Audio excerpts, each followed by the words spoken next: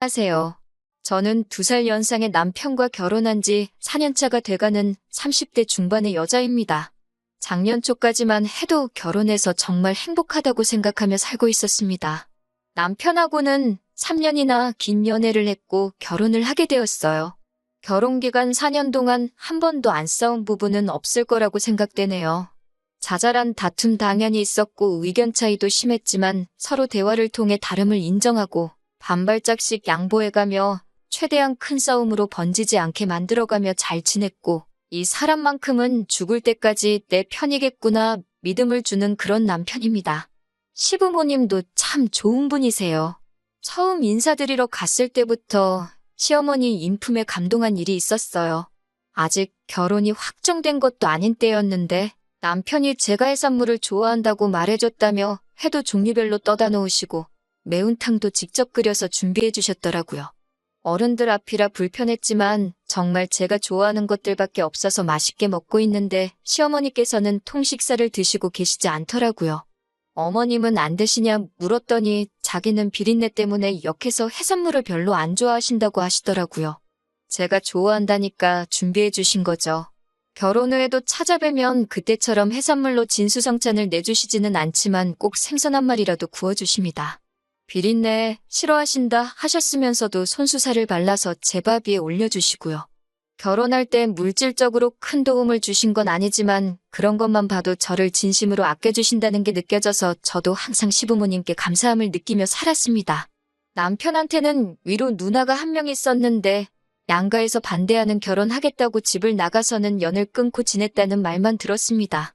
저희 결혼할 때나 결혼 후에도 소식 한 번 못 듣고 얼굴 한 번 못 본 채로 살았는데 작년 봄에 이혼당하고 시댁 근처로 이사 왔다는 소식을 들었습니다.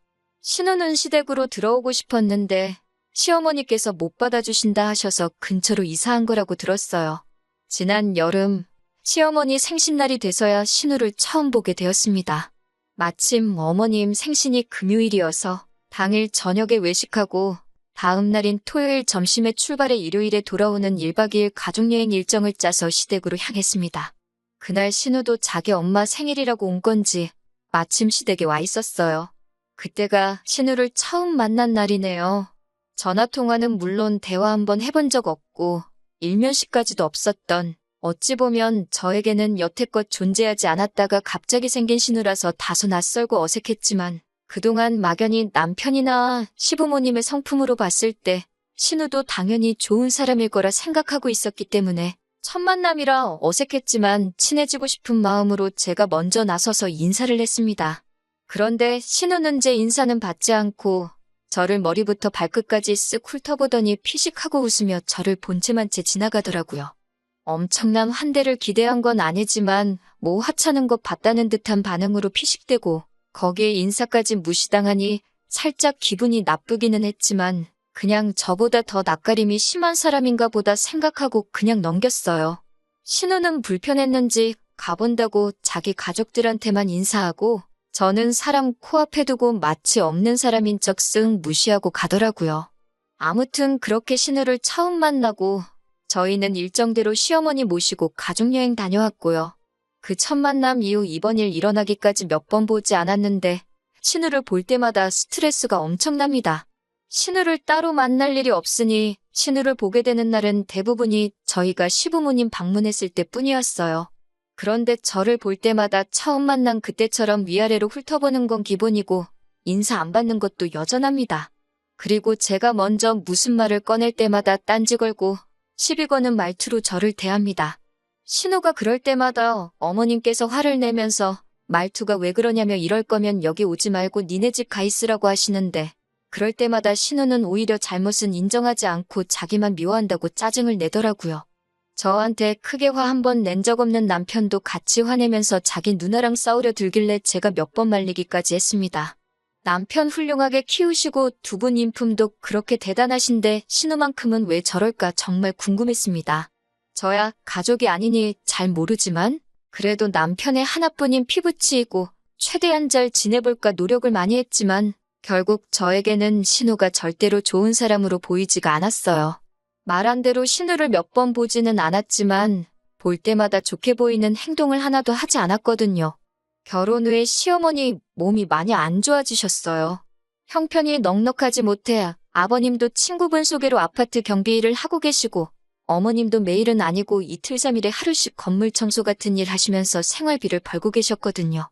저희가 벌이가 엄청 많은 건 아니지만 몸 아픈데 계속 일하시는 시어머니를 두고 볼 수가 없어서 생활비를 저희가 보내드릴 테니 일은 이제 그만 나가시라 말씀드리고 몇백씩 되는 큰 돈은 아니지만 그래도 건물 청소하셔서 버는 돈 정도를 달달이 보내드렸거든요.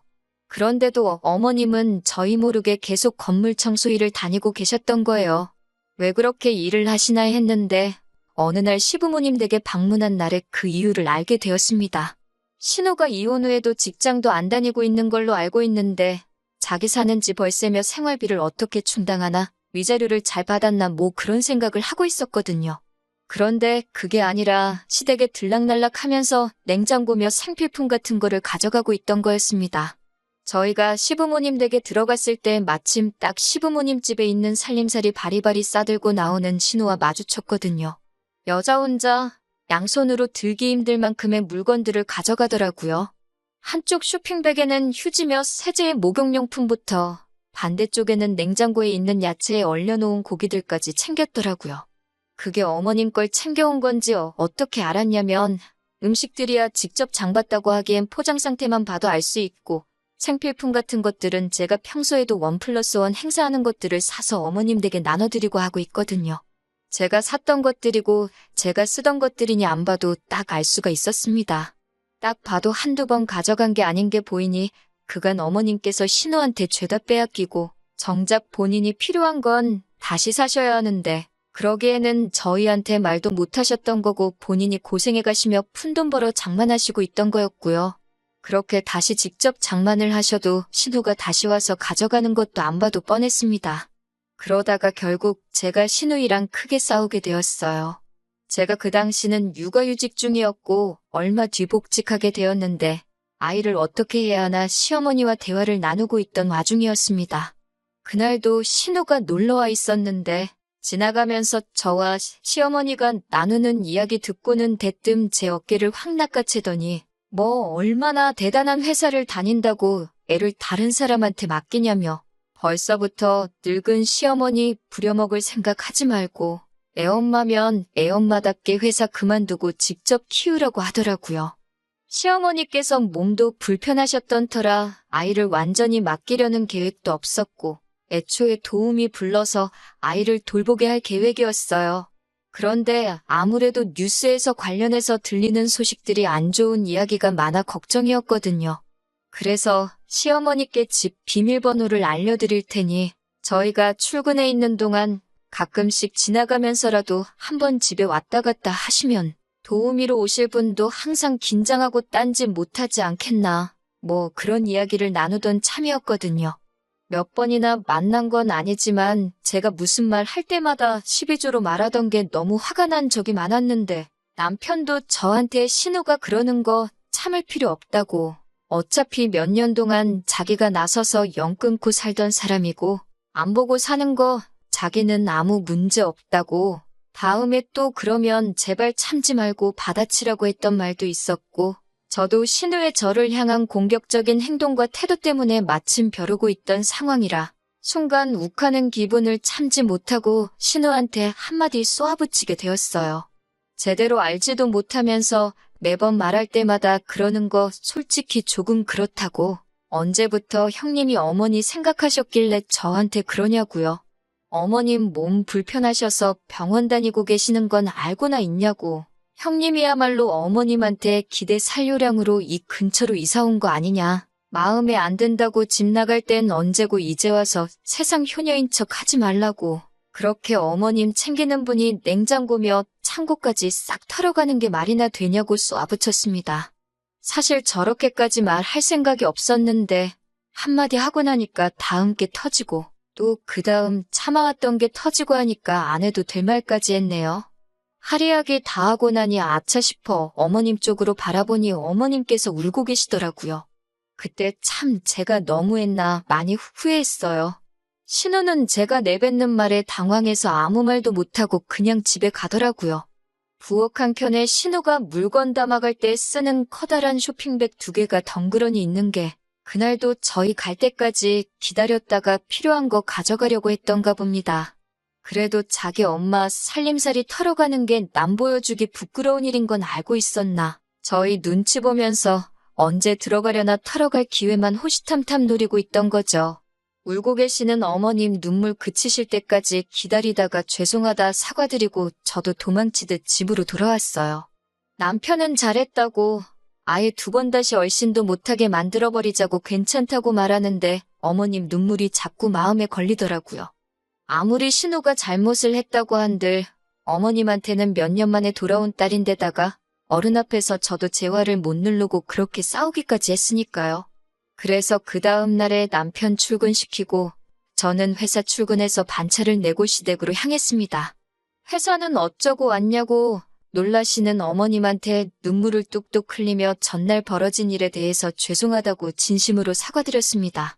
저는 정말 어머님을 존경하고 하는데 신우가 어머님을 진심으로 걱정하는 척 떠는 위선이 마음에 안 들어서 그랬다. 그래도 제가 상황도 고려해가며 말도 가려서 했어야 하는데 죄송하다고 신우에게도 정식으로 사과하고 다음부터 이런 일 없게 하겠다 했어요.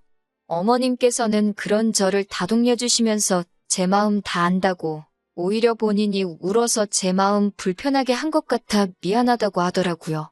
저한테는 미안하고 딸한테는 화가 나는데도 안쓰러운 걸 참을 수 없어서 그런 거라 하셨어요. 다 본인이 못난 탓인데 본인이 해야 할 일을 못해 며느리가 하게 만들어서 미안하다고 하시면서 이제는 정신을 차렸다 하시며 앞으로 신우에 대한 지원을 일체 끊어버리고 신우가 혼자서 제 앞가림 할 수 있게 만들도록 할 테니 앞으로는 본인 일을 가지고 싸우지 말라고 하셨습니다.